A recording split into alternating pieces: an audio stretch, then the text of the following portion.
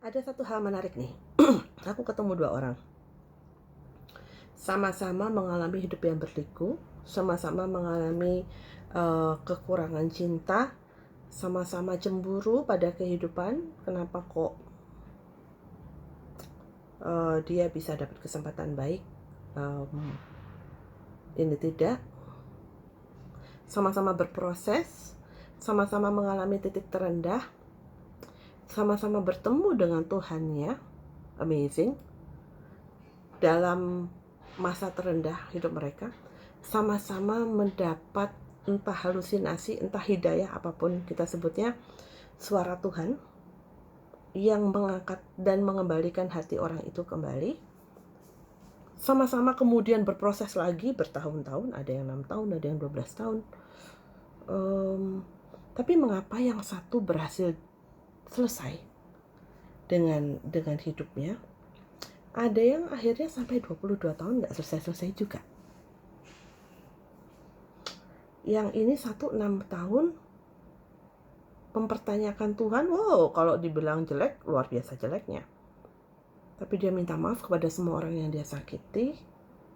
Dan dia bilang, Tuhan, saya kalau Tuhan selesai kembali, saya maunya Tuhan dampingi saya. Yang satunya juga mengalami cinta Tuhan demikian dalam, 12 tahun mencari Tuhan, 10 tahun dalam proses menjalankan hidup. Tapi kenapa yang A dan B ini berbeda?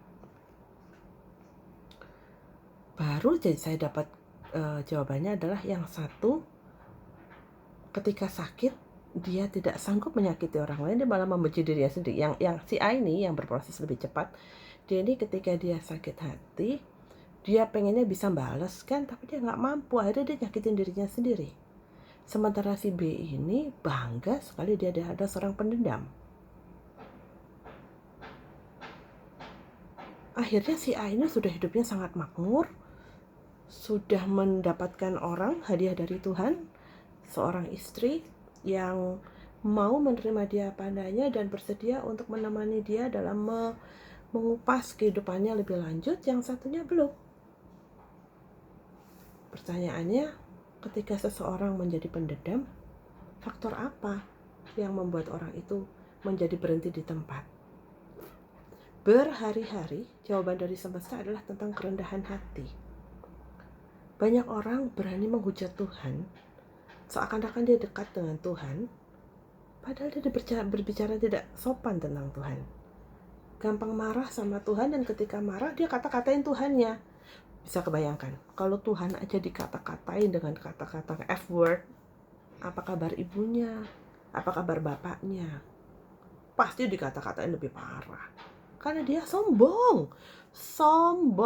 Si A ini menyebut dirinya adalah seorang yang sombong, padahal dia sangat tidak sombong. Dia sibuk mengatakan dalam setiap pembicaraan dengan saya, dia mengatakan bukan gua itu Tuhan, bukan gua. Sementara si B yang dikatakan adalah, oh, orang nggak kenal saya, mereka nggak tahu saya pendendam, dia nggak bisa nebak saya bisa berpura-pura mereka nggak nyangka saya itu siapa. Dan ketika mendapat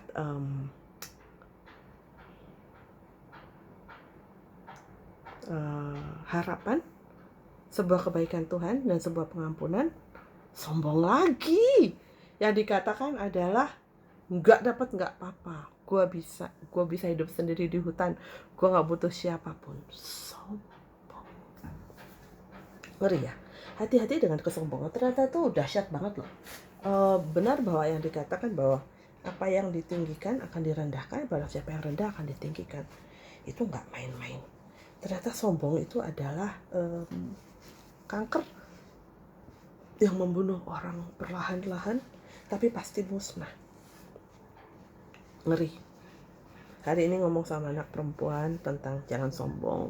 Kalau kamu ditaksir sama laki-laki, ya dianggaplah alhamdulillah ada orang yang punya keberminatan terhadap kamu. Kamu bukan satu-satunya anak paling cantik di dunia, ya. Jangan mengatakan, gue gak mau sama ini, gak mau sama itu. Sombong. Ada orang yang mengharapkan untuk mendapatkan pasangan hidup, kamu ditaksir orang, alhamdulillah. Cocok gak cocoknya, balikin ke Tuhan. Nanti kan Tuhan kasih jalan, tapi jangan sakiti orang. Ada yang sombong mendapat rezeki ke rumah mengatakan, itu rezeki gua semua, lo gak boleh ikut campur. Karena kalau lo ikut campur kan lo nggak ikut capek dalam rezeki itu. Gue yang kerja, gue yang mendapatkan rezeki itu. Sombong. Dia melupakan bahwa ada doa yang dibawa oleh pasangannya, oleh leluhur pasangannya yang memberkati dia. Sombong.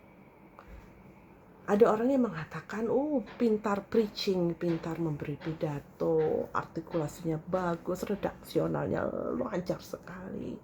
Tapi ketika mengatakan sesuatu adalah ingin memuaskan dia punya ego. Sehingga dia gak peduli orang sakit hati atau enggak. Yang penting dia ngancam, yang penting orang tahu kalau dia tidak takut. Percayalah, orang yang mengancam adalah orang yang sedang ketakutan. Sebab orang kalau nggak takut, itu seperti anjing saya Morris. Dia nggak pernah teriak, tahu-tahu digigit. Orang yang ketakutan itu kayak anjing saya Desi, teriak terus. Bukan karena dia jagoan, dia akan gigit, tetapi karena dia takut. So, saya paling takut mengatakan, memberi nasihat kepada orang. Yang saya katakan adalah apa yang saya alami, bukan karena nasihat, karena saya merasa tidak layak. Karena ternyata saya makin belajar lagi bahayanya sombong.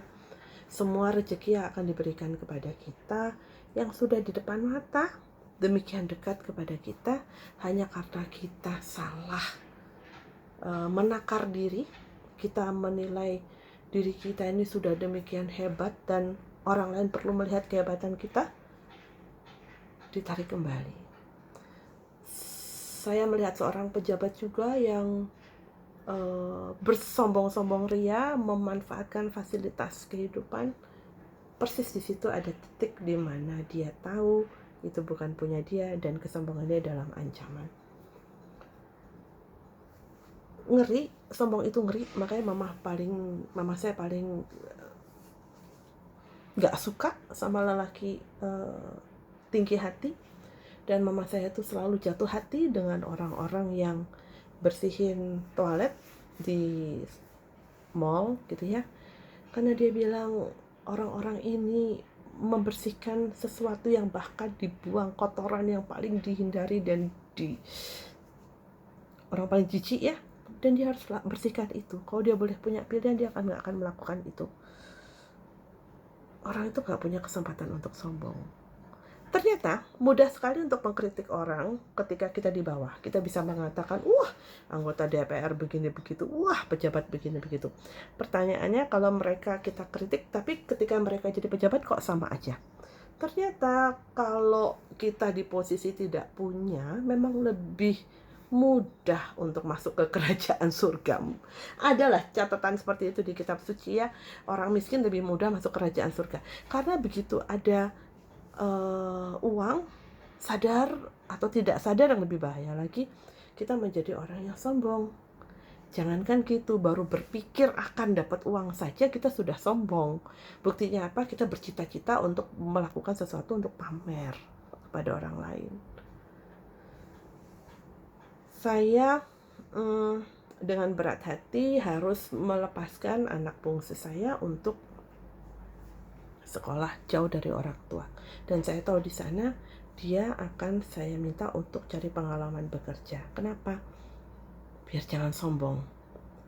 Ketika dia nanti suatu saat semoga diberi berkat berkehidupan baik, dia tahu rasanya dia orang kecil,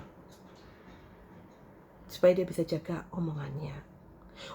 Speaking of omongan, hati-hati loh, omongan itu doa.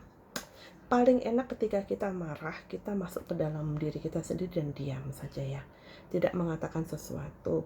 Kita bisa mengatakan sesuatu seperti paku ditusukkan ke dinding.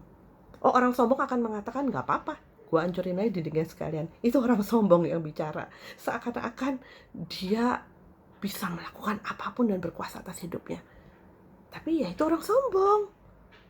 Kalau kita jangan sampai sombong, kita mengatakan jangan nyakitin hati orang, karena kita nggak bisa tarik lagi. Orang itu punya doa yang ketika dia ikhlas, kita makin hancur loh. Dan itu yang kita harus didik kepada anak kita, untuk jangan begitu Ine kasih saya satu vlog seorang ibu yang kaya raya, dia punya bisnis yang luar biasa. Dia bisa beliin apapun buat anaknya, dan ketika dia menyekolahkan anaknya keluar kota, dia hanya mengatakan, "Mama memberikan kamu hidup yang layak tapi tidak fancy." Apakah tega? Iya. Lebih tega begitu daripada dia melihat anak menderita ketika kita mati. Itu betul.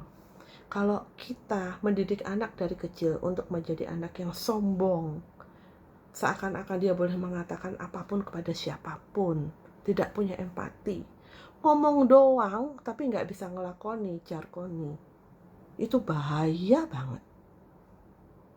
Karena anak itu menjadi tidak pernah sadar diri dan nggak pernah nyentuh tanah. Kalau sedang di bawah, omongannya baik, kasih dia sedikit harapan, pasti langsung sombong, pasti. Untuk anak-anakku sekalian, semua keturunanku, semoga kalian ingat bahwa kalian dilahirkan dengan tubuh telanjang, tidak punya apa-apa, dan kembali dengan tidak bawa apa-apa. Jadi yang kalian bawa adalah doa orang-orang yang kalian sayangi dan menyayangi kalian. Jangan sombong, karena mati pun kita tidak bisa bawa jasad kita sendiri. Ini bukan nasihat, semoga ini menjadi penyemangat kita semua untuk lebih bisa menerima bahwa semua ini hanya karya Tuhan, bahkan ketika kita sedang dalam posisi di atas.